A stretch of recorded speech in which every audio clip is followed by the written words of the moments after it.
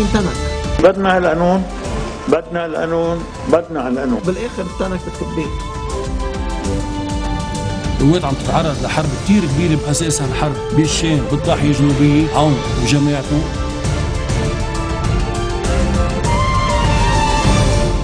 Bonjour à tous et merci de nous rejoindre sur Futur TV pour cette nouvelle édition de la rédaction. Voici les titres de ce journal. L'opposition syrienne se réunit à Istanbul, une réunion de 3 jours pour discuter de sa participation à la conférence de paix internationale Genève 2. La situation sécuritaire à Tripoli inquiète les forces de sécurité intérieure. Leur chef par intérim, le brigadier Roger Salem, évoque une situation très dangereuse et assure que ces unités s'activent afin de rétablir le calme. John Kerry au Proche-Orient, le secrétaire d'État américain est arrivé ce jeudi pour sa 4e visite en Israël et dans les territoires palestiniens. Objectif tenter de relancer des négociations de paix gelées depuis près de 3 ans.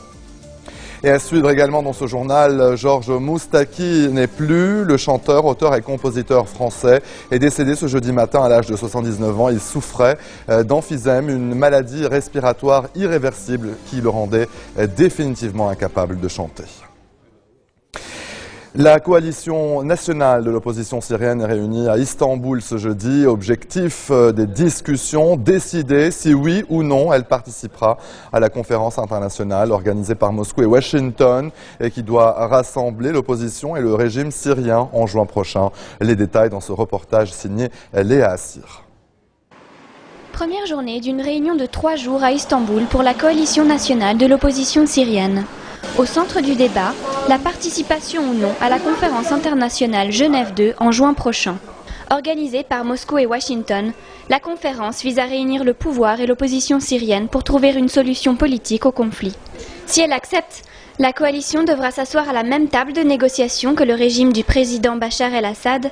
C'est là une des raisons qui fait hésiter l'opposition, qui craint de perdre le soutien des rebelles sur le terrain si elle se montre trop conciliante avec Damas. Il reste beaucoup d'inconnus quant à cette conférence à Genève. Bien entendu, nous soutenons tout événement qui puisse contribuer à une transition de ce régime dictatorial à un gouvernement élu. Mais c'est justement là notre condition. Nous n'accepterons aucune négociation à moins qu'elle n'assure le départ de Bachar el-Assad. Sur ce point, les amis de la Syrie réunis hier à Amman se sont voulus rassurants. Pour eux, Bachar el-Assad ne pourra tenir aucun rôle dans le futur en Syrie. Le groupe a également assuré son soutien aux rebelles jusqu'au départ d'el-Assad. Jusqu'à présent, la rébellion ne reçoit des armes que du Qatar ou de l'Arabie Saoudite, tandis que les États-Unis et les pays européens s'en sont tenus à une aide non létale. Mais au sein de l'Union européenne, la question de l'embargo sur des armes à destination des rebelles continue de faire débat. Vous savez que nous avons une discussion avec nos amis européens sur la levée de l'embargo sur les armes. La France, la Grande-Bretagne ont pris des positions visant à modifier l'embargo. D'autres pays européens sont d'une position différente. Et donc nous devons prendre notre décision lundi prochain, puisque nous avons un meeting à Genève, à Bruxelles, excusez-moi, qui est consacré à cette question. Et donc la réponse sera apportée lundi. Autre question sur laquelle Paris rejoint la Grande-Bretagne, celle du Hezbollah. Face à l'aide croissante du mouvement libanais à Damas, la France se dit favorable à son inscription sur la liste des groupes terroristes de l'Union européenne. Voilà plusieurs mois que le mouvement chiite s'est engagé en Syrie. Il affirme même y avoir perdu 75 de ses combattants.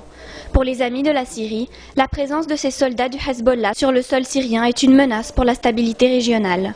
Pour Israël aussi, le Hezbollah est source d'inquiétude. L'État hébreu se dit prêt à attaquer la Syrie en cas de chute de Bachar el-Assad pour empêcher que des armes ne tombent entre les mains du groupe comme le Hezbollah.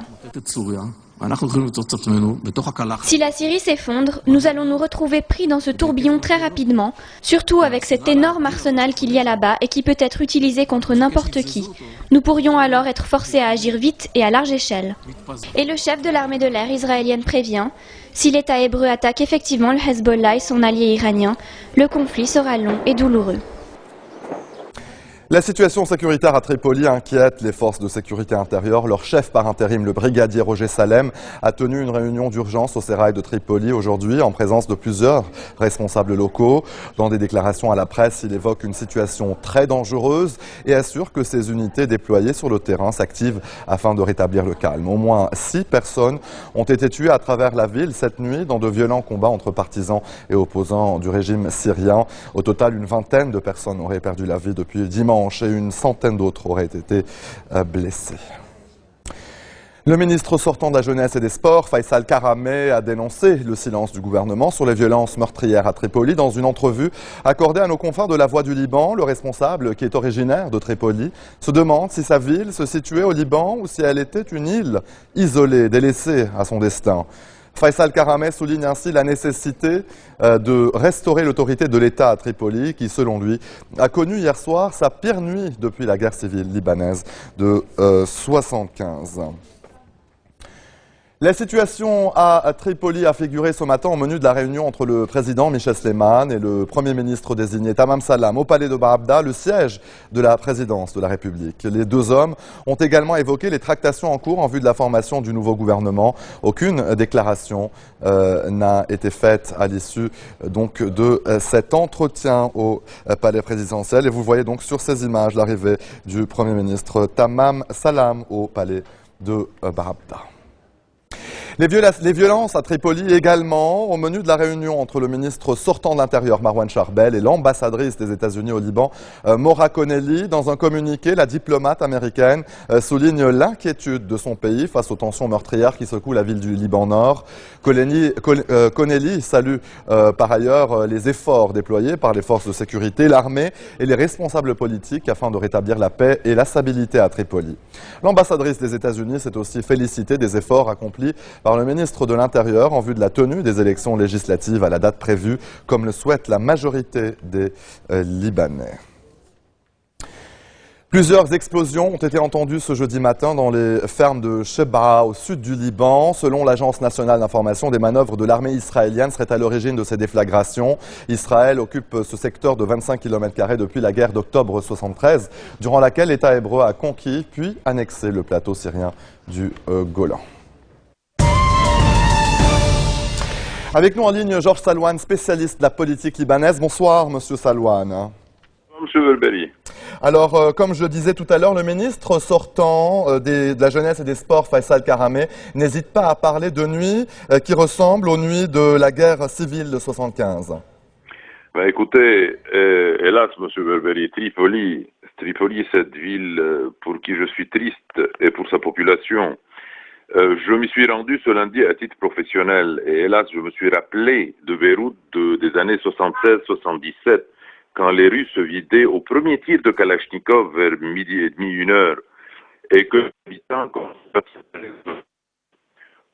sont cahiers de papier comme d'antan à Beyrouth qui font la loi. Et comme au début de la guerre civile de 1975, on essaie d'annihiler le rôle de l'armée, que l'on accuse actuellement de tous les maux pour lui refuser le droit de faire taire ces bandes rivales de petits caïds de quartier. Et c'est le même scénario, à mon avis, de 1975, puisque le sort des Tripolitains est entre les mains de meurtriers, en fin de compte. Nous sommes, vous savez, de la génération qui a vécu cette atrocité, l'atrocité de la guerre civile.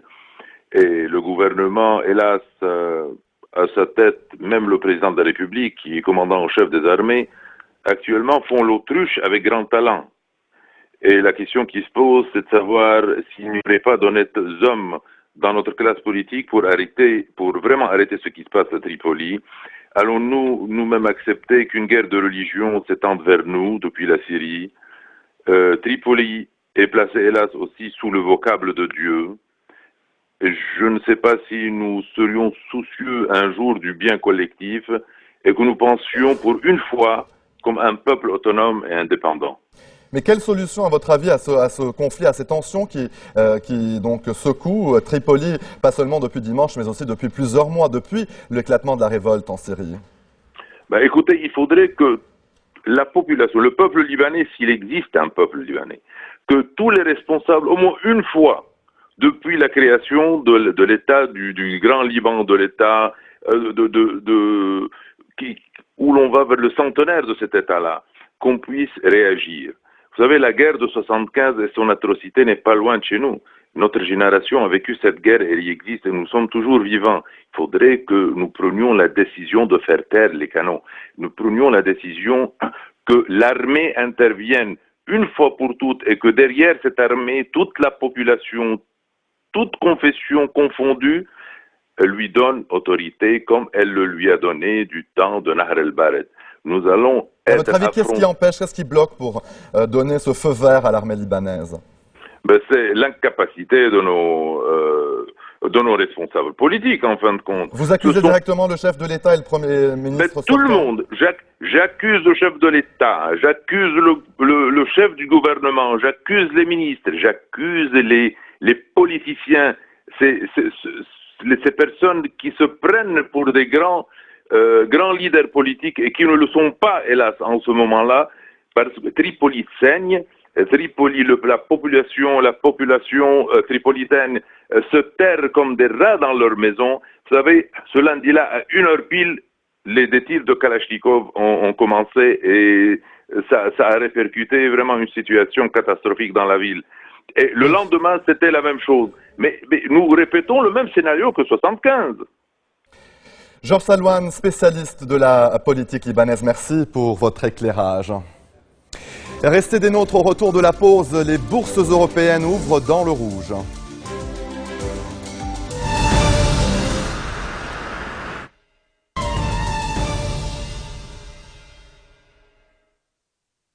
Beaucoup de questions demeurent après le meurtre sordide d'un soldat britannique en pleine rue à Woolwich, dans un quartier du sud-est de Londres. Le Premier ministre David Cameron parle d'un acte épouvantable que rien ne justifie dans l'islam et assure que son gouvernement se battra contre toute forme de terreur et de terrorisme. Le meurtre s'est produit à proximité d'une caserne militaire. Les deux agresseurs blessés par balle lors de leur arrestation se trouvent actuellement à l'hôpital. Les bourses européennes ont ouvert dans le rouge ce matin par peur d'une diminution prochaine des achats d'actifs de la Fed et suite à la publication d'un indicateur décevant de l'activité industrielle chinoise. À la bourse de Paris, le CAC 40 cédait près de 2% à l'ouverture, idem pour le FTSE de Londres et le DAX de Francfort. Encore plus spectaculaire, la chute de la bourse de Tokyo qui s'est repliée de plus de 7% à la clôture. Le secrétaire d'État américain John Kerry est arrivé ce jeudi pour sa 4e visite en Israël et dans les territoires palestiniens. Objectif, tenter de relancer des négociations de paix gelées depuis près de 3 ans. Il a rencontré le Premier ministre israélien Benjamin Netanyahou à Jérusalem avant de rencontrer, vous le voyez à l'écran, le président palestinien Mahmoud Abbas à Ramallah. Je vous le disais en titre, le chanteur, auteur et compositeur français Georges Moustaki est décédé ce jeudi matin à l'âge de 79 ans. Le chanteur souffrait d'emphysème, une maladie respiratoire irréversible qui le rendait définitivement incapable de chanter. Moustaki a écrit 300 chansons durant sa carrière, mais ses plus marquantes restent Par la Dame Brune et Sarah, ma liberté, ma solitude. Tout de mes espadrilles pour qu'ils voient un peu le soleil, comment qu'il brille. Jacques de son doué natal, c'était Gainsbourg avant Gainsbourg. En 2011.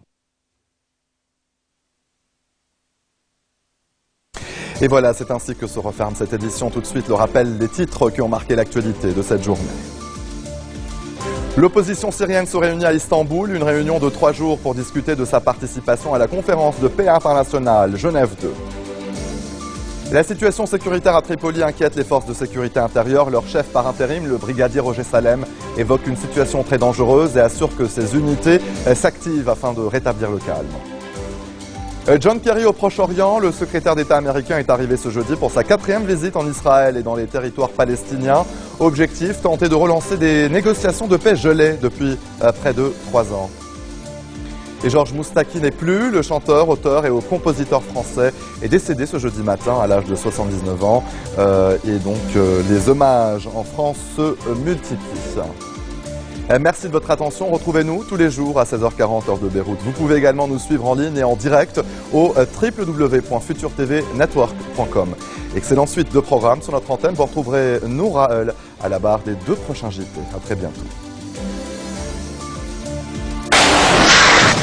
هودي مسيحيين تنك بدنا هالقانون، بدنا القانون، بدنا هالقانون. بالاخر تنك بالتكبير. الكويت عم تتعرض لحرب كتير كبيرة بأساسها الحرب بالشام بالضاحية الجنوبية عون وجماعته